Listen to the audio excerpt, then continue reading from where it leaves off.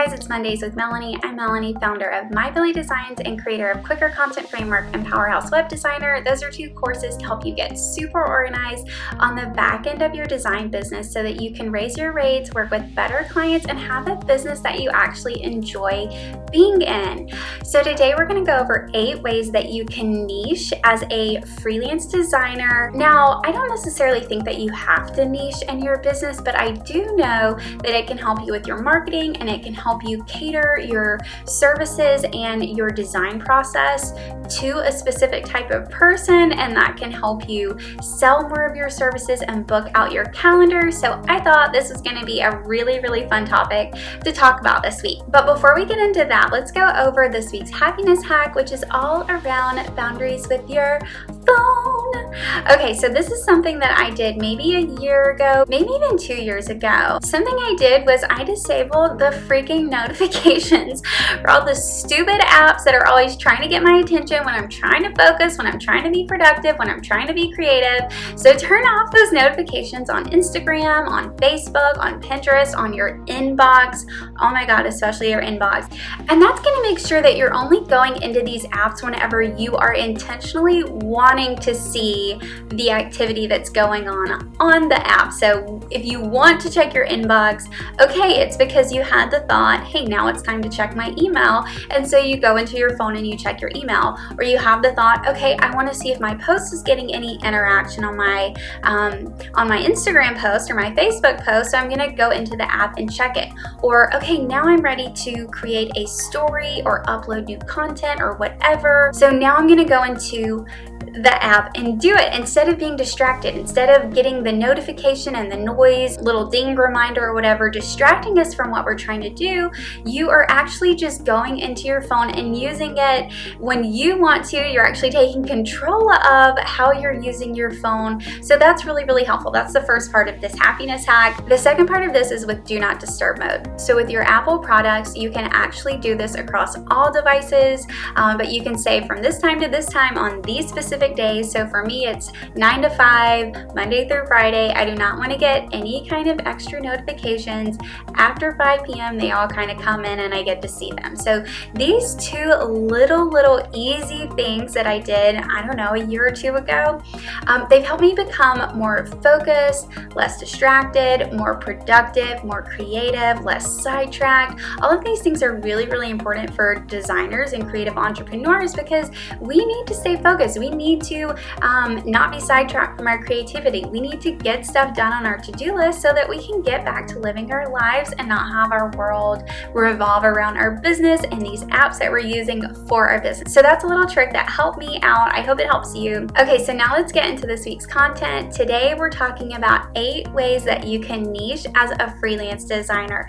And I want to say this isn't to limit yourself. This is to help the people that you want to work with know that you see them, know that you are here to help them. It's going to help position you as an expert. It's going to make you more attractive to your audience's eyes. We've got 8 ways that we're going to go over, and this is just to get your creativity going. There's a blog post that goes with this video, and I've given you lots of examples of how other designers are actually niching this way so that you can see how people are actually applying these rules of niching to hopefully get your juices going. So let's go ahead and dive into these. Okay, 8 ways to niche as a graphic designer. One of the ways that you can niche is by values. So think about what's important to you, what's important to your ideal client, and then connect with them that way. Some examples of this are creativity, trying to be inspiring, happy brands. These are all examples that I've seen used out and about. I used to work with creative entrepreneurs. I've seen people who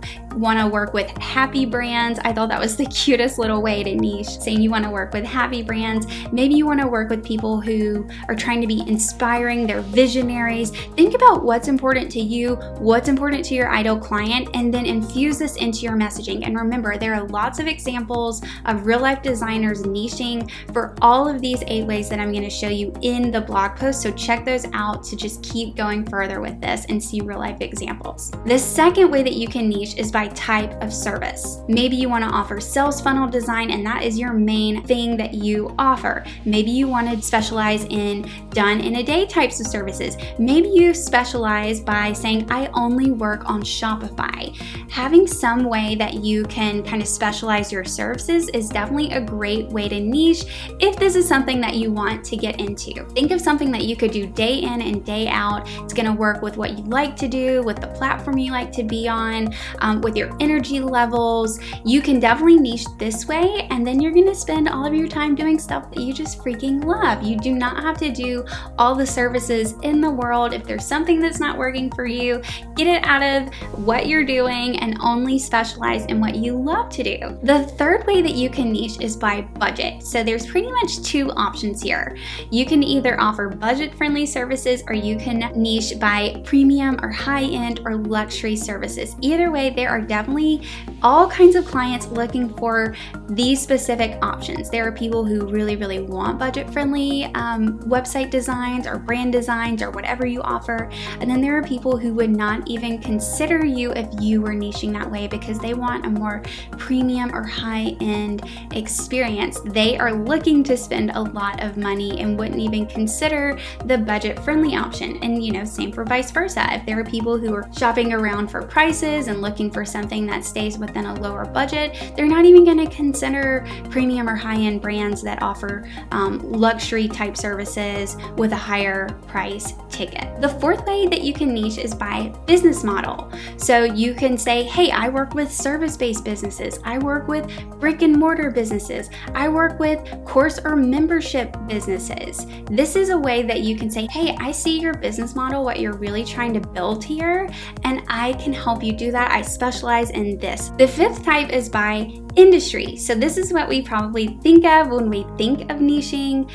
So you could do industry like hospitality, wedding, wellness, or you can actually do job type. So, hey, I'm a graphic designer for restaurants. I'm a graphic designer for hotels. That would be within the hospitality industry. You could say, hey, I'm a graphic designer for the wedding industry, or you could say, I'm a graphic designer for wedding photographers. You can make it much more specific. I'm a graphic designer for wedding venues. You could also just say, photographers without the industry type. You could say wellness coaches, or you could say wellness industry, or you could say just coaches. So you can definitely niche by industry or type of job. The sixth is niche by where your person is at.